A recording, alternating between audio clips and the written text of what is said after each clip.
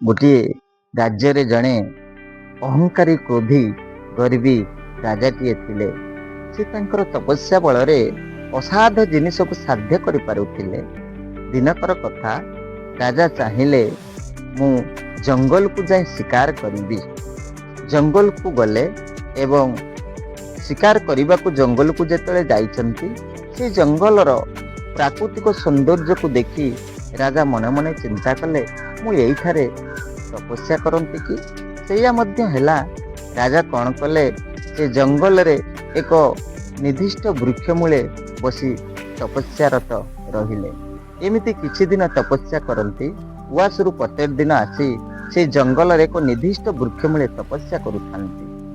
ରାଜା ଗୋଟିଏ ଦିନ ତପସ୍ୟା କରୁଥାନ୍ତି। ଏକ ପକ୍ଷୀ ଦମ୍ପତିଟିଏ ଆସି ସେଇ ବୃକ୍ଷ ଡାଳରେ ବସି କିଚିରି ମିଚିରି ଶବ୍ଦ କରୁଥାନ୍ତି।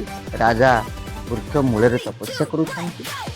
ସେ କିଚିରି ମିଚିରି ଶବ୍ଦ ରାଜାଙ୍କୁ ବିରକ୍ତି ଭାବ ଏବଂ ଚିଡ଼ଚିଡ଼ା ମନପଣ ହେଲା ଏବଂ ସେ ଉପଭରରେ ସେଇ ଚଢ଼େଇ ଦୁଇଟିଙ୍କୁ ଟିକେ ଚାହିଁଦେଲେ। ଯେତେବେଳେ ଚାହିଁ ଦେଇଛନ୍ତି, ସ୍ୱାମୀ ଚଢ଼େଇଟି ଫଡ଼ଫଡ଼ ହୋଇ ତଳେ ପଡ଼ିଗଲା, ପ୍ରାଣ ଚାଲିଗଲା। ସ୍ତ୍ରୀ ଚଢ଼େଇଟି ଏହା ଦେଖି ତଳକୁ ଉଡ଼ି ଆସି ସ୍ୱାମୀ ଚଢ଼େଇକୁ ଥରେ ଖୁମ୍ପି ଦେଇଛି ନା, ପୁଣି ସେ ଜୀବିତ ହୋଇଗଲା। ସ୍ୱାମୀ ଚଢ଼େଇଟି ଦୁହେଁ ପୁଣି ଯାଇ ସେଇ ଡାଳରେ ବସି କିଚିରି ମିଚିରି ଶବ୍ଦରେ ପ୍ରେମାଳ ପରେ ମାତିଗଲେ। ରାଜା ଏହା ଦେଖି ତାଙ୍କ ମନ ଭିତରେ ଆହୁରି ଗର୍ବ ହେଲା। ତେଣୁ ସେ କହିବା ପୂର୍ବରୁ ସ୍ୱାମୀ ଚଢ଼େଇଟି କହିଲା, ହେ ରାଜନ, ଆପଣ ଜଣେ ତପସ୍ୱୀ, ଆପଣ ତପସ୍ୟା କରୁଛନ୍ତି, କିନ୍ତୁ ସାମାନ୍ୟ ଏ ପକ୍ଷୀ ଦୁଇଟିର କିଚିରି ମିଚିରି ଶବ୍ଦ ଆପଣଙ୍କୁ ଯଦି ଏତେ କଷ୍ଟ ଦେଉଛି, ତାହେଲେ ଆପଣ ମହା ତପସ୍ୱୀ ହେବେ କେମିତି? ପ୍ରଥମେ ଆପଣଙ୍କ ଭିତରେ ଗର୍ବ, ଅହଙ୍କାର, ଅହମିକା ଏବଂ ଇନ୍ଦ୍ରିୟମାନଙ୍କୁ ଟିକେ ସଂଯତ କରନ୍ତୁ। ତାହେଲେ ନିଶ୍ଚିନ୍ତ ଆପଣ ମହା ତପସ୍ୱୀ ହୋଇପାରିବେ।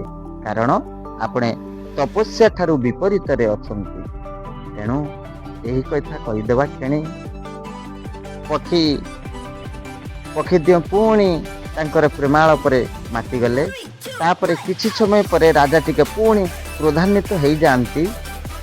ପୁଣି ରାଜା କହିବା ପୂର୍ବରୁ ସ୍ତ୍ରୀ ପକ୍ଷୀଟିଏ କହିଲା, ହେ ରାଜନ, ମୁଁ ମୋ ପୂର୍ବ ଜନ୍ମରେ ଏକ ତପସ୍ୱୀଟିଏ ଥିଲି, କ୍ରୋଧୀ ଅହଙ୍କାରୀ ତପସ୍ୱୀଟିଏ ଥିଲି, ଯାହା ଫଳରେ ଆଜି ମୋତେ ଚଢ଼େଇ ଜନ୍ମ ମିଳିଛି।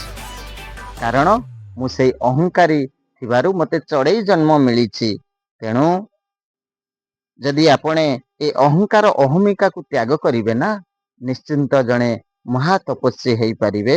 ତେଣୁ କୁହାଯାଏ, ଗର୍ବ, କ୍ରୋଧ, ହିଂସା ମନରେ ରହିଲେ କେଉଁ କାର୍ଯ୍ୟ ହୁଏ ନାହିଁ ସାଧନ।